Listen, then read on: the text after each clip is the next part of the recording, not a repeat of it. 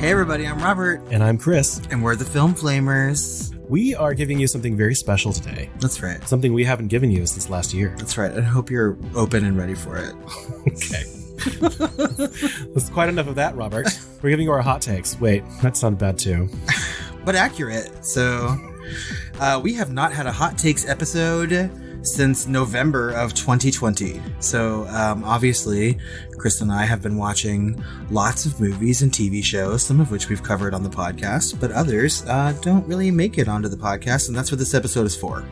Yeah, and obviously we watched a lot between November and January, but we talked about most of those in our year-end review. So we're going to be just talking about all of the things that have come out so far in 2021. And there has been a lot of horror or horror-adjacent movies released so far this year, and we've watched a good chunk of, the most popular ones, I would say. Yes. 2020 is over, The Kraken hath been released, and we have horror aplenty. And God bless HBO Max. For showing all these movies so I don't have to go to the theater to see them. So, although on further inspection of my list, it seems like, I don't know, I'm seeing a few that were in the past, pre-2020 even. I have a couple that are pre-2020, and maybe some from 2020, but I think the biggest chunk of these were 2021 movies. However, do you want to just jump right in? Let's take them up on our hot load. Wait, let's load them up with our hot takes. Sorry. Oh, God. We're really closing out Pride Month in a certain kind of way. So, let's start by talking about a movie that you and I watched together. And this is actually a 2020 movie. It received many Academy Award nominations and a win for Best Original Screenplay. And of course, that movie is Promising Young Woman. Yes, it is. So Chris and I watched this movie when it was released onto VOD, for that extra rental fee, right? Chris was nice enough to pull it up for me and let me watch it. And I don't know. I think we have some things to say about it. Yeah. And, Promising Young Woman, if those of you who are not familiar, is kind of about, it's one of those stories that kind of happens after the main story. You know what I mean? Mm. So things kind of happen before this movie starts. This person's friend was, I believe, raped and eventually killed themselves. And so she's dealing with her life in that kind of aftermath. It's been some time, and so it turns out she's kind of on this, I want to say in some ways overt, in some ways kind of subtle revenge campaign that is very pleasurable to watch, extremely good acting, but kind of ends in a very specifically weird kind of way that may be inconsistent with the rest of the film. But both of us ended up giving it very high ratings. That's right. I gave this movie 4 stars. Yeah, me too. And I really liked it, actually. And I think I liked it more for the acting in the movie. And I really liked the script a lot. I thought that the dialogue was great. And it was kind of funny. And it had like these teetering moments of horror adjacency. I kind of was expecting a lot more horror adjacency based on like the trailers and the marketing campaign and things that came out of Sundance when it played. But it really does like have this very strange ending that I kind of don't think that we should spoil, right? Because I still think a lot of people need to see this movie. Yeah, and some people love it, some people hate it, some people are meh. So we were a little meh about it. So obviously we still gave it pretty high ratings, but I definitely would recommend people go out and watch this. It's horror adjacent at its finest. And a stacked cast.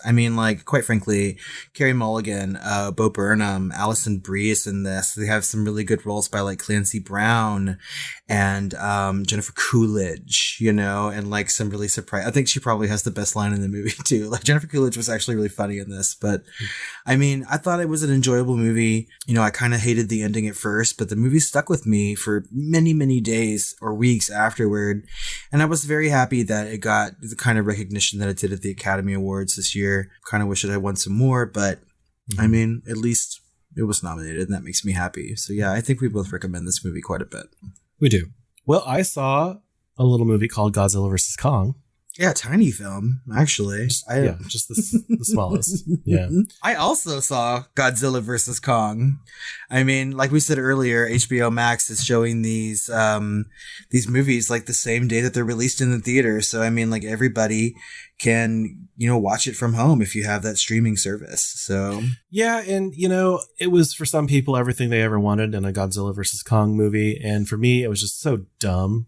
It was pretty, but it was so dumb. And so I had to end up giving it 2 stars. I gave Godzilla vs. Kong 3.5 stars. Because I just had a good fucking time with it. I know, you and I talked about this, like, after we had both watched the movie. And I think that, I don't know why I liked it so much, really. I think it was, like, really pure escapism. Yeah, no, like, I'll rate dumb movies really highly. Obviously, I gave Wild Things a 4-star, and it's dumb as a box of rocks. And just as convoluted. But, Godzilla vs. Kong, I was just so distracted by how dumb it was.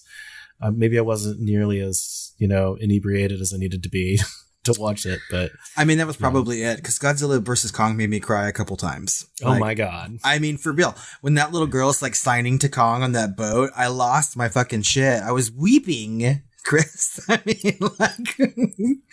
I just really had fun with this movie. I mean, the only time that I really had, like, an eye roll... Or, no, I can't even say the only time, because anytime that Millie Bobby Brown is on screen, I'm just like, why are you doing this? But when they, like, go into that, like, underworld or whatever, and those flying cars, or what, that was when I was just like, okay, well, that's a little stupid. Oh my God. And they're like, well, we need Kong to navigate it. It's just like a straight fucking slide down to the center of the earth or whatever. It's like, where's the light coming from? Like, where's, like, anything? And then, like, everything. Literally everything about this movie is dumb as shit. It's for 5-year-olds. And you know what? God bless them. They enjoyed the shit out of it. And so did you, because you were, enjoying some of the substances that so many of us enjoy. I mean, I have to go back and think about, like, Godzilla, King of Monsters, right? You were crying. I cried in that movie too. I know I did. But I liked this one a hell of a lot better. I don't know. I mean, like, there were some really epic fight scenes, and I really maybe I was just in a place where I just needed to see a movie where 2 giant monsters fight for an hour and a half. But yeah, I mean, like, that's Godzilla versus Kong, like, take it or leave it. I know a lot of people, again, like Promising Young Woman, love it or hate it. And, that's good. Everyone should go decide for themselves. Yeah. What else did you see? Well, I watched a really interesting movie called Saint Maud. I've really meant to see that. Yeah, this is something that we have talked about on the podcast several times. We covered the trailer on a Shooting the Flames episode, and it was fully delayed due to the pandemic. And it finally got a sort of theatrical release briefly, and then it came on to Stars or something. I think I had to sign up for a free trial and cancel right after I watched the movie, but totally worth it. So this movie takes place in England, and it's about a woman who works as a nurse in, like, home health, and she is sort of, like, starting to have a mental breakdown, and she views it as a religious experience, right? So she's sort of found God, and she is taking care of this famous dancer who's sort of near death, played by Jennifer Ehle. And I mean, it's just a really bizarre movie and kind of just like a really good character study until the very end. It's like a really batshit ending that takes it straight out of horror adjacency and straight into horror, in my opinion. And just like the performances were so good, and the story was just excellent, and I was just enthralled the whole time. And I gave this movie 4.5 stars. So really close to perfect for me. Just like an amazing movie. Yeah. I totally recommend it. Well, it's on my list already. I think at this point it's on Amazon Prime. You know what I mean? So if I would have just waited, I wouldn't have to go through all that rigmarole. But I mean, like, it's super worth it. I think everyone should go watch this movie. Yeah. What about you? What else have you seen? I saw a little film called The Empty Man. Oh. Yeah. And this movie is about... God, it's like a mashup, you know? It's like The Thing mixed up with like the Slender Man, mixed up with like cosmic horror, maybe a little bit, like Cthulhian stuff, you know? And it had so much promise. Like the first half of this movie is really quite excellent, especially the first third. I really love that part of the story where it's like 10 years prior, 20 years prior or something. And it's like a really, really close and confined kind of horror story that's really chilling. And you know, then it kind of goes into this weird like teenager space with like a Slender Man type of thing, and then it gets into like this like weird cop procedural cosmic horror type of thing, and it gets into like a weird psychological place. And so, like I said, it starts off like really, really good horror, and then it just kind of loses its way. It gets too big for its britches or something, or it gets too ambitious, or it doesn't earn what it's trying to do, or it's too convoluted or something. But it's like one of the biggest disappointments I've had in a movie in a long time. Not just I wasn't really looking forward to it so much as like it seemed so good, like so much potential when I was watching it. And it just kind of let me down by the end. So I had to end up giving it 3 stars. So, this movie was on my list for a long time. I kept seeing people on social media talking about it. And, you know, I was like, oh, I have to watch this movie. And then I would always forget about it, you know, and then it would pop up again. And then you watched it. And I was like, oh, fuck yeah, I forgot I had to watch this movie. And then I forgot about it again. And so, like, after you reminded me several times, I did finally sit down and watch The Empty Man. And I know that you and I have talked about it off mic. And I really share your sentiments of this movie. I think the first, like, I don't know, like 3/4 of this movie, the first like 3/4 of this movie are very, very good. I love the intro. I love the second part where it gets sort of like urban legendy.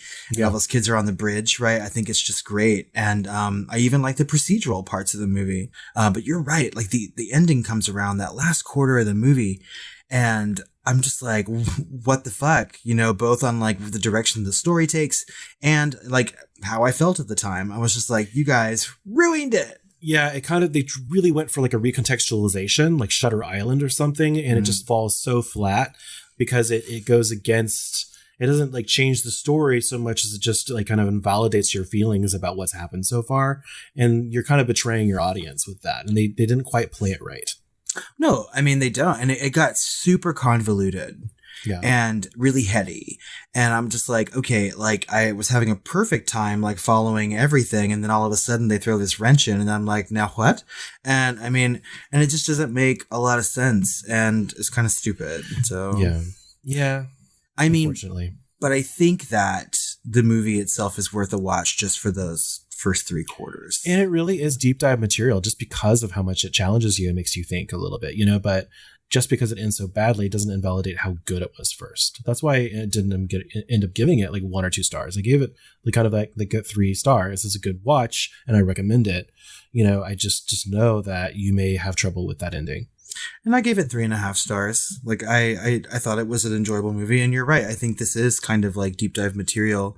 And not only because like the movie is so successful at its beginning, but a lot of people seem to have latched onto this and they were calling it sort of like one of the best movies made in the pandemic or released in the pandemic. And I'm like, no, best horror movies. Let me caveat that.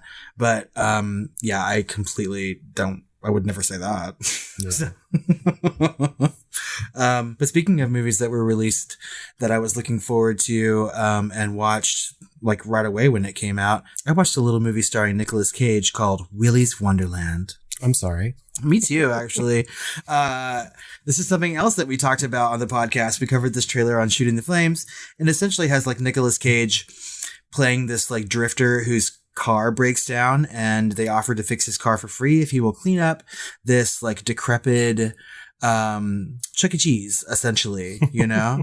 And he's in there cleaning by himself and these, you know, animatronic monsters are coming to life one by one and trying to kill him.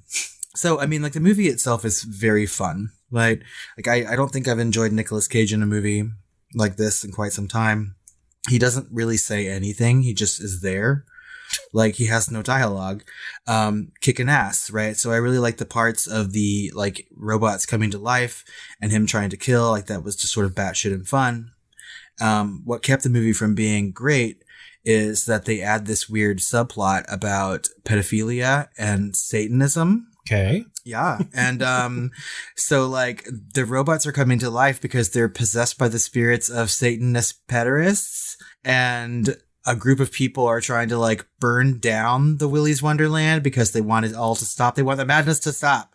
And I was just like, okay, like you could have just had a movie with Nicolas Cage fighting robots, which is great, but you have to have all this extra bullshit in. And I'm just like, okay, so I gave it 3 stars. It's a super low 3 stars, like almost 2.5. If we didn't have Nicolas Cage fighting robots and not saying nary a word, you know, which is perfect for Nicolas Cage, I must say. Yeah. It would have been a lower rating. So, I mean, check it out at your own risk. Don't pay for it. Okay. So, speaking of things that are fun but disappointing, I saw Mortal Kombat. Yeah, that is the perfect, you know, tagline for this movie. Actually, they should put that on the poster. Yeah, I gave this a solid 3 stars. I thought it was enjoyable and fun. It was dumb as shit, you know, and some of it was a little weird and hokey and less than great, but I dug it and I'd see it again.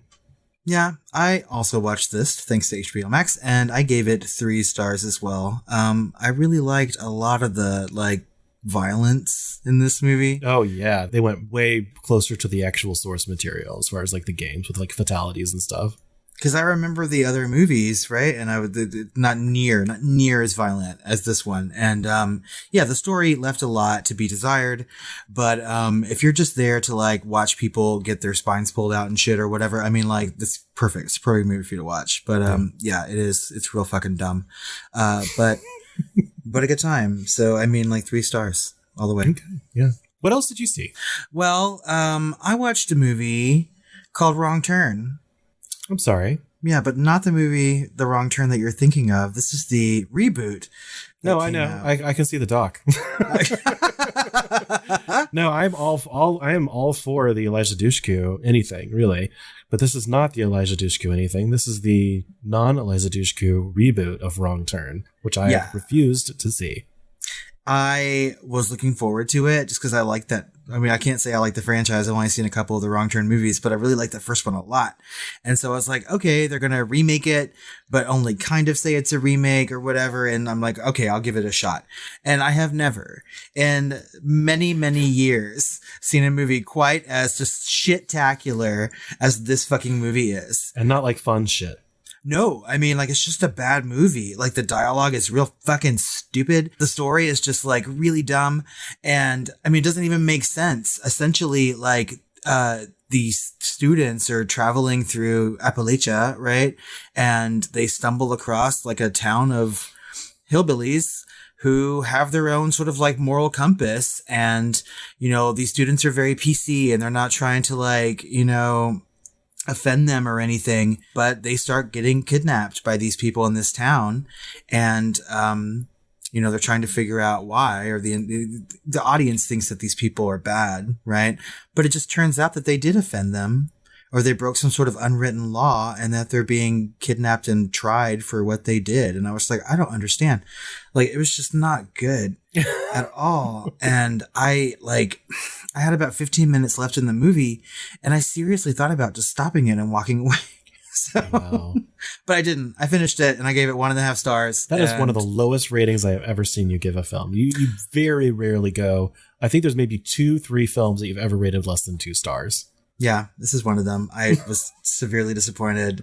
And the thing that gets me most is that I keep seeing people all over social media talking about how good this movie is. And all I want to do is reach through my phone and smack them about the ear, nose, and throat. I'm like, no, it's awful. So I didn't want to talk about it anymore. There's a bad taste in my mouth. What else did you watch? Well, I watched The Wailing. Ooh. So The Wailing has to be something that you watch. I know you haven't yet. And it has to be something I think that we actually deep dive, even though I gave it a 2-star.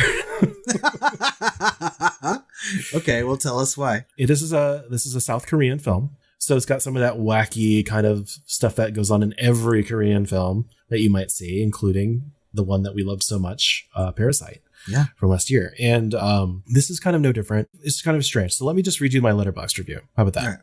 All right. So while beautifully photographed and excellently acted, The Wailing is an overlong exercise in the horror of uncertainty. After taking stock of how I felt watching the film, I must admit I felt a frustration, confusion, and not a small amount of boredom during the vast majority of its runtime. I'm sure there's many things lost in translation here between my culture and that of South Korea's, but I still have a personal need to at least moderately comprehend a film. It seems that this incomprehension is built in and very likely intentional. While I stand firmly with others when it comes to appreciating films that challenge us to think, it has to do a good and comprehensible job at it to gain that appreciation. As impressive as it was lumbering, this horror movie couldn't quite get off the ground for me. I need to see this movie. Yeah, so it's, like I said, it's about the horror of uncertainty, and it very intentionally it's almost trying to be like the Rashomon of horror movies or something, which of course is infinitely studied in film school, and I feel like this is going to be studied as well. I felt like at the end of Rashomon, like, oh, I get it. Like, that's what they were going for. Like this whole thing, because someone put a cap on it, or had the Jerry Springer final thought on it or something. This movie doesn't have that, and so I feel like it might be starting to get up to like a 3-star for me on a second watch, or even a 4-star or something when I appreciate it a little bit more. But I do have to, take stock of how I felt when I was watching it. And I was a little bored, a little frustrated, a little confused, and a lot of this movie, was spent just like wondering what's happening, what's really going on. And they very purposefully don't tell you. And so if you know that going in, I did not, maybe you'll have a better time. I'm pretty sure I can quote you from the podcast as saying that like being bored is like the cardinal sin of a movie, right? Yeah. Yeah. And so I know that when you say that you're bored, like I expect a low rating. However, the way I've heard you talk about this movie off mic and that Letterboxd review leads me to believe that you're on the fence about a 2-star rating. And so it makes me more interested to see this movie, and anything that you say that we should deep dive into, I feel like I need to watch. Yeah. It's like a 2-star, tentative 4 or 5. It's so weird. It's so fucking weird to talk about or think about, So I've got to like let it sit with me for a few months, and then I'll try again, maybe a year or so. But I do, with you now having been armed with this information and that expectation, I really am interested to see what you think, because there are some very, very horrific, scary moments, but it's all kind of tied in with everything else going on, and the tone, while it's not inconsistent, it does very much evolve and change from almost like a dark comedy at the beginning to very, very hardcore, like Seven or something by the end. You know what I mean? So it's a very interesting movie to talk about and think about. I do love a Korean film. So yeah. What else did you watch? Well, I watched a movie called Violation. Oh. And this is something that we also talked about on the Shooting the Flames. We talked about this trailer because the trailer kept calling it shocking, like one of the most shocking movies you'll see. Wow. And it came onto Shudder, and it was indeed shocking in certain parts. This is a rape revenge movie, just like putting that out there because I know that it's not everyone's cup of tea. I happen to enjoy a revenge movie. Yeah, I remember talking about that trailer, right? And we were talking about it on Shooting the Flames, and we were like, they're holding their cards really close to the chest because I couldn't really tell what it was about. And thank God they do. And I'm not going to get too much into the story because it really is very well made and very well acted, and it does have some very shocking moments. It sort of shows the rape in question like from two perspectives, right? So like the female's perspective and the male's. And the revenge that comes after it is kind of very shocking. Not even kind of, it's shocking. Right. And it's, I don't know. I can't really like say too much without giving everything away, but it's just really good and surprising. And I think it's worth the watch. I gave it 4 stars just because it was so good. And I like movies that sort of like push the boundary of what's expected and what's allowed in movies, and I think that this one really does. I mean, I will say there's an erection in this film, and like when I see that in a mainstream movie, it really like strikes me as something that you just don't see very often. And I mean, like it's an erection on a person who is not having the best day, Oh, so yikes! I mean, it's really good. It's on Shudder. Please, if you guys have that streaming service, kind of reminds me of Hunter x Hunter or something, except good. And oh. So yeah, go watch it. I think you would like this movie a lot too. In fact, I would love to watch this movie again, just to talk about it. And I think this is maybe one that you and I should just sit down and watch together sometime. Yeah, I'd put Saint Maud as my next big recommendation from you. But if you think I would totally watch that one again with you too. So I mean, if we ever have a night, let's do it. Okay, double feature, and then we'll do The Wailing. The Wailing. What's next for you? So I watched some Zack Snyder movies where he continues to attempt to make films. Poor Zack Snyder. We've deep dived one of his movies, so we don't hate the man. No, we definitely don't. And I like quite a few of his movies. He's never made a great one to me. You know what I mean? And I do want to start with Zack Snyder's Justice League. You're barely into the Marvel Cinematic Universe, so I don't expect you to be in the DC. I did see the original Justice League, which I gave a 2-star. Right. And Zack Snyder's Justice League is very unique, a completely new like aspect ratio for like really big, epic, tall scenes, kind of like IMAX almost, but it's like the original square, but a lot more resolution on there. And he makes things a lot darker, way better paced, less cartoony, much more serious. And I bumped it up to a 3-star. because it's a little masturbatory. Like he goes over the rails, kind of like he did with Watchmen a little bit, right? And so he just goes a little bit too far in some scenes. Some things get a little masturbatory. Some scenes are excellent. Some scenes are just really, really done well. It's kind of like a heist scene, right? Where they're having to kind of reverse heist. They're kind of trying to keep an object away from, you know, the main bad guy or whatever. And it's all these women fighting like this, you know, all the Amazons fighting like the main bad guy or whatever. And it's really, really good scene, you know, and there's some really great things about this, you know, and I definitely would recommend you watch this version other than, you know, the other one, but it was really fun to watch. I actually watched this one with your husband and I think he enjoyed it too. You know? He did. He liked it. He thought I was a little long. Yeah. It was very long. It's like 4 hours long or something. Way overmastered, you know, but that's what he was paid to do. You know, he was to make his version. They spent another like 20 million or whatever to make it or whatever it was to fix it. And he did, you know, and it's now from a poor movie to a passable, okay movie. I don't know that I'll ever watch this movie, either version. I haven't seen the original Justice League. I haven't seen this cut, you know. The first thing that happens is Wonder Woman like exploding a bunch of people, like, and killing them. I was like, I didn't know Wonder Woman killed people. Like there's death? Oh yeah. Okay, well maybe. and some guts. There's some blood and guts, and it's rated R easily. It says rated R version of Justice League. Yeah, I mean, I know that like people were insanely like dying to see this, right? There was like this free the Zack Snyder cut thing, right? And so like I know that people gravitated toward it.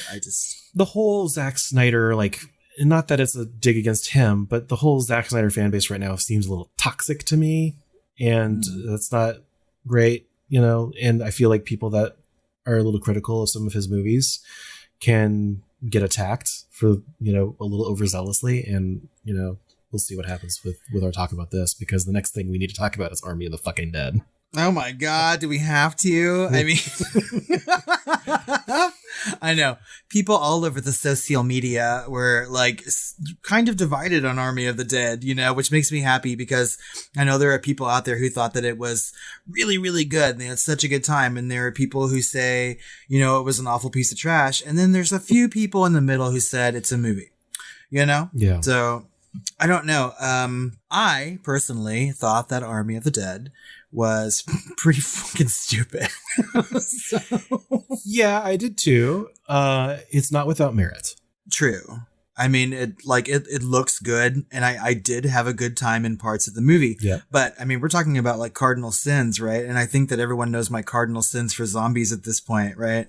I do not like zombies that talk, and thank God none of these zombies were really talking. However, these zombies were like just like steps away from talking because they have created their own fucking like case system, right? And they are becoming pregnant, which is very stupid because they're dead. And yeah, I just like, no. The only good thing about this movie, really, to me, is that it has a really big fucking cool zombie tiger. Yeah, and it's just like, it's one of those movies where everything is happening either before it or after it. You know what I mean? It's like everything of emotional importance happened before this movie. And so everything's referring to like the pre-credits and, you know, the things that, I don't know, like there's a lot of stupid shit that doesn't make sense in this movie. There's a lot of like repetitive stuff, but, you know, I think I finally realized something. Oh, what's that? After years of watching, it was okay, movies by Zack Snyder, I'm fairly certain he's utterly incapable of making a truly great movie. Like, given an unlimited budget and creative control, like he did with this one, he tries and fails to be James Cameron. There were so many Aliens ripoffs in this movie. I'm like, for fuck's sake, just stop. Make your own shit. I don't know. Maybe his best films are actually based on graphic novels, like 300, you know, like, God, like, just maybe don't do your own shit, actually. Just go and do other people's stuff and make it really good. Oh my God, you're right. Because when I think about my favorite Zack Snyder movies, I think about Dawn of the Dead, which is somebody else's IP, right? I think about Watchmen, which is a graphic novel. I think about 300, also a graphic novel, right? I mean, so like really, he has a very definite like style of filmmaking, and I appreciate that. I do have a good time when I watch his movies. I gave Army of the Dead 3 stars, and it's not a horrible movie. It's just really stupid, you know? And just like, I had to and I can always suspend my disbelief. I can always fully immerse myself into a movie. But when I'm drawn out of it because like it just doesn't make any sense to me, then that is my cardinal sin. Yeah. So. I gave it a 2-star because I was just like, I could see exactly what he was doing with like the entire final act was basically just like aliens, you know, and then in ways to make like weird logical leaps to make all that happen. And it's just weird emotional stuff that wasn't there for the movie. And just like he knows how to technically put together an amazing movie. Yes. You know, like he makes a really good looking film. He knows how to do all the effects and everything appropriately. But as a storyteller, like no, just please. Yeah. This is the best. Like that's what bothers me the most. You hand him an unlimited budget and creative control, and this is the best he can do with that. That kills me. There was some eye candy in the movie, though. I mean, I will say that. There's some hot guys in this movie. So, I mean, maybe that's where that extra star came from for me. I honestly can't even remember. Oh, wow. Well, okay. Dave Bautista, you know, I like him. Yeah. But speaking of movies that look really good but sort of falter in its storytelling, I watched a little movie called The Woman in the Window. I think that's the movie I keep misunderstanding and confusing for Saint Maud.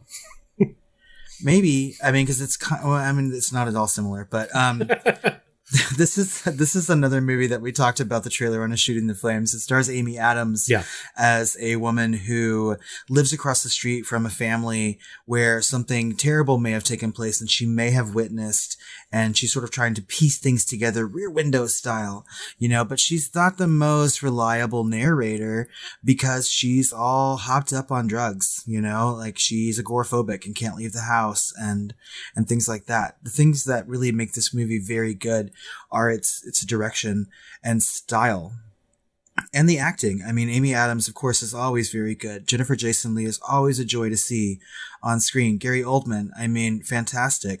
But really the best part about this movie was this brief scene with Julianne Moore.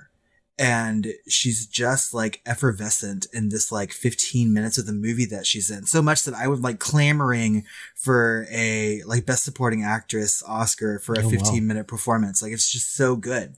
The movie makes some weird stylized choices that sort of like take me out of it. But I mean, mostly I enjoyed it and I enjoyed the movie. It's almost like watching a play. And you know, I like movies that have like smallish casts and very small settings. And this is sort of like it's all over that, you know? It does take some weird, like, I saw that coming from a mile away leaps toward the end. But ultimately, I gave this movie 3.5 stars. I think it's worth the watch just for some of these performances. But I've seen a lot of people shit all over this movie. And, you know, they're kind of right and kind of wrong, in my opinion. Yeah, I'm probably not going to see it after that review. Yeah. So many other things on my list from you. Yeah. So I'm not sure that you would like this one as much as I did. So I took a little foray into horror adjacency with the John Wick universe. Something I know that you have been talking to me about for quite some time. Yeah, I really enjoy these movies. They're all super, super well done. They're never boring. They're always highly enjoyable. Some of the action is really inventive and fun to watch. And I watched the first 2 John Wicks. I liked the second one less the first one, but I finally got around to watching John Wick 3 Parabellum. And this has Halle Berry in it and a couple of other like really great actors. And like there's some of the action, there's like action having to do with like Halle Berry and some dogs in there. And just watching her, just like her and Keanu Reeves and these dogs, like just take apart a fucking building is just amazing, just full of people. Yeah, it's some really, really great storytelling and action, and I loved it. And then I kind of found out there's 2 other movies that I kind of been wanting to watch based on reviews, and I found out that they basically kind of exist in the John Wick universe, and that is Atomic Blonde with Charlize Theron and Nobody with Bob Odenkirk of like Breaking Bad and the show, whatever he had, the comedy show, and Better Call Saul fame. Right. And so these are all 3 different movies, but they're kind of all in the same universe. They're all kind of made by the same team of people, you know, interchanging for like director versus producer versus writer versus like special effects coordinators, you know, I think the John Wick guy that ended up doing some of the action films and got famous from doing John Wick was actually Keanu Reeves' old stunt double from like The Matrix. Really? Right. And just started getting into filmmaking. And these movies are just so good with their action. And Atomic Blonde takes place in 1989 with the fall of the Berlin Wall, and it's like super spy, you know, stuff, and it's just full of 80s songs, and it's just amazing. And the color palette, every single frame of this movie is like neon, And it's just so wonderful to watch. And then Nobody was just really, really fun. It kind of brings the whole thing down to earth with like this guy that used to be kind of like an old like top CIA, wet works guy, and Bob Odenkirk, who's a comedic actor, and then he teams up with fucking Doc Brown, Fester Adams himself. Christopher fucking Lloyd. And it's just a delight. These movies are so fucking delightful. I've given every single one of them a 4-star or higher. And so if you just want like a good action movie, there's like nothing like a really good action movie that's kind of horror adjacent, gore, tongue in cheek, really stylish, wonderful action. Go watch the movies in this universe. I've heard nothing but good things about John Wick. I mean, people seem to universally really like these movies a lot. Out of the list, out of all of them, I want to see Atomic Blonde like really badly. I don't know why I didn't watch it, because I wanted to see it when it was in the theater. Yeah. My cousin and her new wife, this was their first date. They went to go see Atomic Blonde, and they both really liked the movie, and so I'm like, okay, I mean, like, well, a lot of people like it. I should probably just sit down and fucking watch it. Let's be honest, it's up their alley, so. I'm sure that's why they picked it. Yeah. And now they're happily married. Yeah. So, but yeah, no, I need to watch these movies. I need to watch the John Wick series. I mean, they're going to make another one, I'm sure. And I don't want to get too far behind in a franchise that I will probably like. I need to just like let myself do it. Well, let the neon wash over. It's also fun to watch. We have a catalog of these horror adjacent gems that we can watch with people that aren't necessarily big, huge fans of horror, like your husband, and so it's just fun to have those as kind of in our back pocket, that we can pull out for those events. That's true. Yeah. So I might save some of these movies for these group watches. Yeah. And that's why we bring these up, right? Because everyone listening to this podcast probably, if not themselves, their friends or their family, these are movies that are a little gateway, horror adjacent, maybe slightly, and they can watch those with them and still be happy. So you're right. Yeah. What else do you watch? Well, so I watched and talked about on a Hot Takes episode in the past a documentary called In Search of Darkness, which is sort of like a journey into the iconic horror of the 80s. Yeah. And I mean, it's a documentary in sort of the loosest sense of the word, as it just like starts from 1980 and moves to 89, and it just shows you some of the biggest horror movies that came out that year, and it's filled with the best like talking heads of like actors, actresses, directors, producers, and pundits of horror. And I really enjoyed that documentary, and so when they said that they were going to make the sequel, I was all over it. So it's less analyzation and more validation. Exactly. Yeah. It's just like, it's a bunch of people who just like these movies and are like, oh, this movie's good and here's why, They invite you to the circle jerk. Exactly. You know what I mean? You have like the golden ticket to the Nothing wrong with that. And I'm there for it, Yeah. I mean, like lube in hand. A fistful of Jergens and In Search of Darkness too. I kind of like the sequel better because, they did all the really big mainstream 80s movies in the first one, and the second one were these like kind of off the wall, straight to video kind of 80s movies. Like some of them I'd seen and a lot that I hadn't. And I just like really built a watch list after watching these movies, or just wanted to revisit things that I haven't seen in a long time. And it's just so fun to just sit down and let yourself get like, washed over in all this 80s horror. I just love it. I like in those sort of things, I like to rediscover films that I may have forgotten about. And that's exactly. Yeah. So, and I kind of want you to watch like these documentaries. I think you would like it. I think you would also add to your watch list. I gave it 4 stars. I gave the last one 4 stars. They're good. But along with that 4-star rating, they're also like 4 hours long. Oh God. Each. So it's like 8 hours of your day if you're going to do it back to back. Okay. But it's really fun. So. Okay. So I also kind of went back into nostalgia land and I watched some oldies. Oh yeah? Yeah. I made Matt watch the 10 Commandments. Had he never seen it before? No. Oh, what? Yeah, there's some horror adjacency in there with the big, pillar of fire and drowning hundreds or thousands of people in an ocean and supernatural stuff going on. And yeah, some interesting things. And it's so melodramatic and the music is, wonderful. And, I don't know, I always get a kick out of it. So I gave it a 4-star. I never rated it before. I love the 10 Commandments. Yeah. I think it's a good movie. I haven't seen it in a long time. Charlton Heston is, super hot back in the day. So totally batshit crazy later on. Yeah. Right? And so was, Yul Brynner. Yeah, he was kind of hot back during the day. And All About Eve is also in that movie as Nefertiti. Oh my God. And Baxter. That's what her name is. And, oh my God, this is that quote from Tu Wong Fu. I'm Miss Ann Baxter in the Ten Commandments. Well, what else did you watch? Just some oldies. Well, you made me watch Dress to Kill. And I'm super glad that I did. Yes. Yeah. And me too. I really appreciated Dress to Kill. I gave it a 4-star. I love Dress to Kill. I think it's a 4-star movie all the way. It gets wacky by the end. Like, I would have given it a 5-star, really, for its like first, third, even half, but it dips down into like 2 or 3-star territory for me in places after that. So I just rounded it all together to a 4-star because, I was never bored. And I really appreciated like there's a real filmmaking craft, real visual storytelling, in that first third or so. And then it just kind of goes off the rails very purposefully, and does it well. But, I have to say, like, I really appreciate that other stuff. And it seemed kind of jarring, but Dress to Kill is also a little problematic, Yeah. So I don't know, we'll maybe leave it there, but we probably will eventually deep dive this movie. I mean, I want to because I love Brian De Palma so much. And the thing is that after we talked about Carrie on that deep dive, I just was like in Brian De Palma like headspace, right? And I really wanted you to watch this movie. I'm glad that we watched it together. And I'm glad that you liked it the way that you did. I also agree with the problems that you have, but it's my second favorite Brian De Palma movie. I think it's fantastic. Just love it. But I also watched another Brian De Palma movie because I had a little nostalgia thing going on.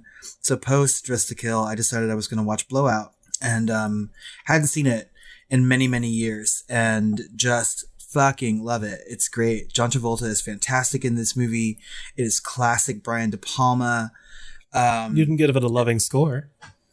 I mean, I gave it 3.5 stars, right? So, I mean, I've ranked my De Palma films and I will pontificate on that. It's just not really the space for it, But, Blowout's not as good as Dress to Kill. It's not as good as Carrie, but it's a really good, fun Brian De Palma movie. And, I really enjoyed watching it. I'd forgotten almost everything about it because I hadn't seen it since I was probably a teenager when I first discovered De Palma. Okay. So, yeah, it's a good watch. Go watch it. I need to brush up on my De Palma. I've seen all the other ones you mentioned, but Blowout I still haven't. Yeah, I think you'd like it. I also went backwards because I enjoyed a movie and it scared the shit out of me when I was a kid called Dragon Slayer. And this is very lightly horror adjacent. I think I remember it being more horrific than not, because there's some blood and there's some, bones and, eating people and things like that, but they don't really show much. But unfortunately, like the main hero of the story is the same actor that was one of the camp counselors in Addams Family Values. So I couldn't see him as a hero.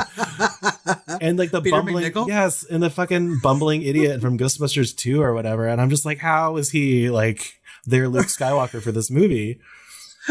And I couldn't unsee it. And like that, it just ruined the movie for me. I think there's even peen in this movie. His peen, and there's some wacky effects and it's just not very good. I had to give it a 2-star. It was kind of disappointing. I have never seen this movie. I know it exists. I never watched it when I was younger at all.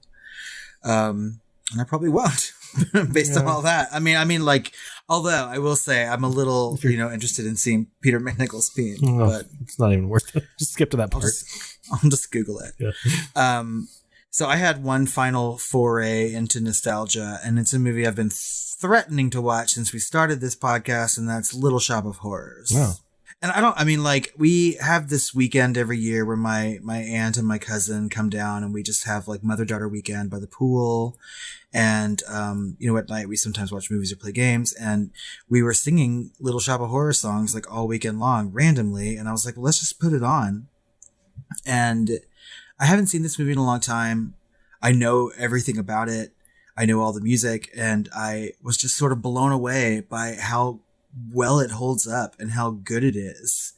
And like, I gave it 5 stars. Like, I think this is a perfect movie. The puppetry in this movie is so good. The direction, the comedy, the music. I mean, it just works. I just love it. I think this is probably got to be in my top 10 favorite movies of all time. Wow. And now that I have like rediscovered it, I really want to deep dive into this at some point. I know that we've talked about that before, and obviously a lot of people have seen this movie, so I don't have to go on and on about it, but I just was reminded about how fucking good it is. Say it's sci-fi horror? I think so. Yeah, sci-fi horror, musical comedy. That's the best subgenre ever. For reals. So I watched a little bit of TV. Oh, I didn't watch any. So what did you watch? So of course, the Marvel shows came out, right? And so I had to watch WandaVision, which was just so delightful. I loved it. It kind of goes into, it's obviously famously, it's black and white and it's filmed like, one of the old, 50s, 60s sitcoms, like I Love Lucy or whatever. And then it kind of goes through the decades into like the Roseanne era and, and it kind of like evolves from there and it gets into some real interesting horror places and it kind of ends a little weird, kind of like not a little bit more kiddie than I would have liked. Although there's a post credits that's a little bit more fun and horror adjacent, but I would say that I would definitely recommend it. I give it 4 stars. And I've also started Loki, and the first 2 episodes have been really great. And as of this recording, I've seen the 3rd episode, which was less great. So I'm sure there's like another like 6 or 7 episodes or something. So we'll see what happens. But so far I give it 4 stars. Well, wasn't there a 3rd one on Disney Plus? Falcon and the Winter Soldier, and I have almost no interest in those characters, so I just kind of skipped it for now. Okay. Yeah. I do kind of want to watch WandaVision. I've only heard good things. You liked it a lot. My friend Erica liked it a lot, and I just it's a lot of fun. I know I need to like pick that up at some point. Yeah. So, yeah. And Loki is fun as well. It's a lot. Yeah. So anyway, I'm not going to give away any spoilers, but I also watched Castlevania's final season 4, and there was a lot of different plot threads to this series. And obviously I've spoken about this series quite a few times over the last couple of years on the podcast, and I have only good things to say about it. And I have to say it ended spectacularly well, which is so rare for a good series. They really pulled everything together and they just really did it justice. And I have to say that is so appreciated. I'm going to watch this whole thing over again. I can't recommend it enough. It like I just said when I first started talking about it, it's not generally my animation style. Animation is generally not my style, period. But I really dug the shit out of this series, and I can't recommend it enough. It's just really great animation and acting, really wonderful, really interesting and dark storytelling, a lot of gore, blood and guts, and nudity and sex and violence, and it's just great shit.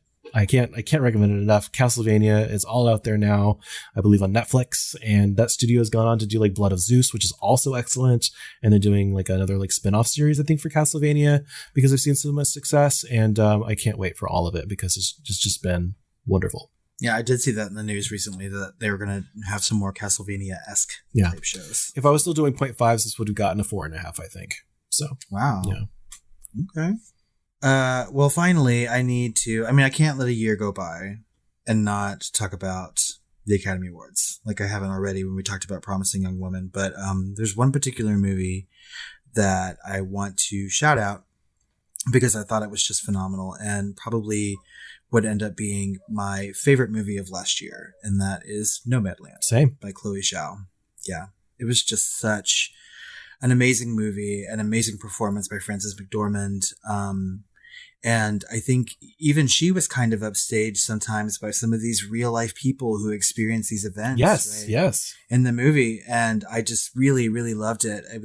It was touching and delightful in places and also incredibly sad in places. And it reminded me of, the power that movies can sort of provide. Right. And I think that Chloe Zhao just like really deserved that director win. I think the movie deserved its best picture win.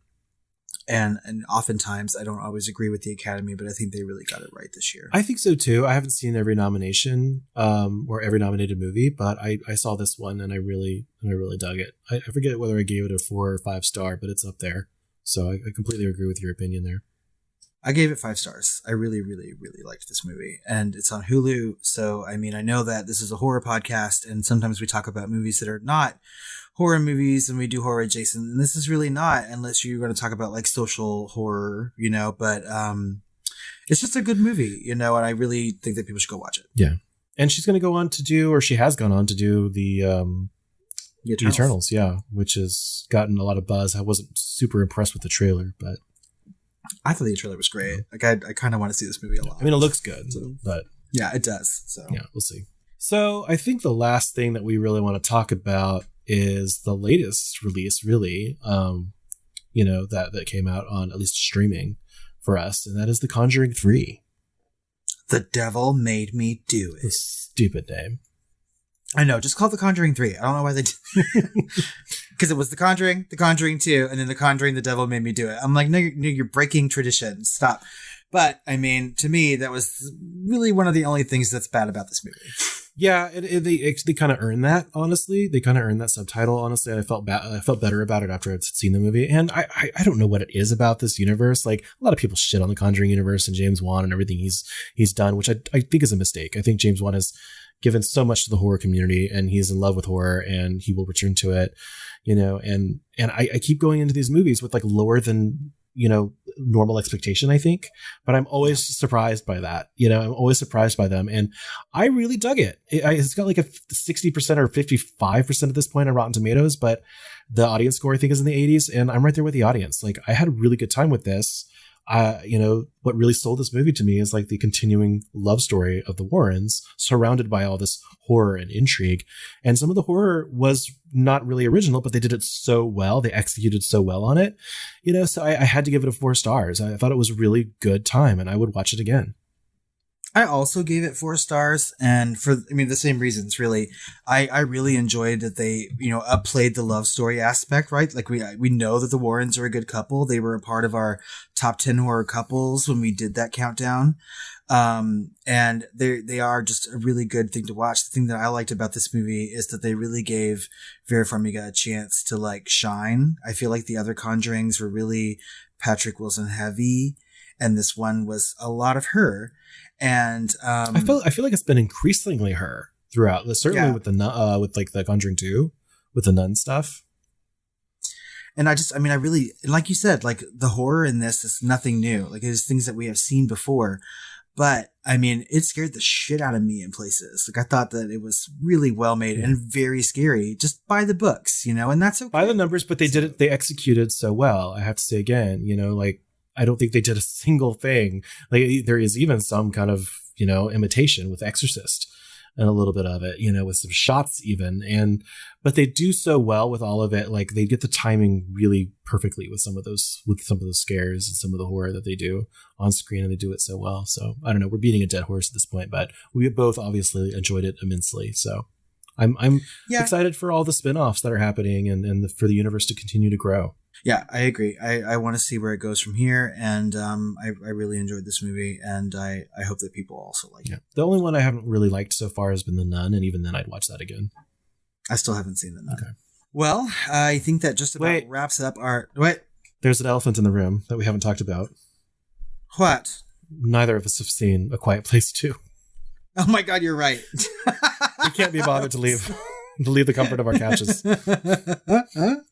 But The Quiet Place 2 has, people have been loving this movie. It's critically acclaimed so far. Even more than the first one, I think. And the streaming release is July 12th. So very soon we'll be talking about it on a future Shooting the Flames, I think. Yeah, probably. I think we will be doing that because it's coming to the Paramount Plus, and we'll be watching A Quiet Place 2. I'm looking forward to it, actually. I really want to see it. And in July, our Alamo Draft House is open back up, so we'll be starting to watch things in the theater again, I think. So, yay! Okay, well, now I think that really wraps up our Hot Takes episode. I know that it's been a long time since we've had one, and we just talked about a shit ton of movies. We did. So, take our recommendations, go and watch them, even watch the ones that we didn't like, because we want to know what you think about these movies. You can find us on social media at The Film Flamers on Twitter, Facebook, or Instagram. You can email us at tiredqueens@filmflamers.com, or you can call our hotline at 972-666-7733. Let us know your opinion. Totes make your voice heard.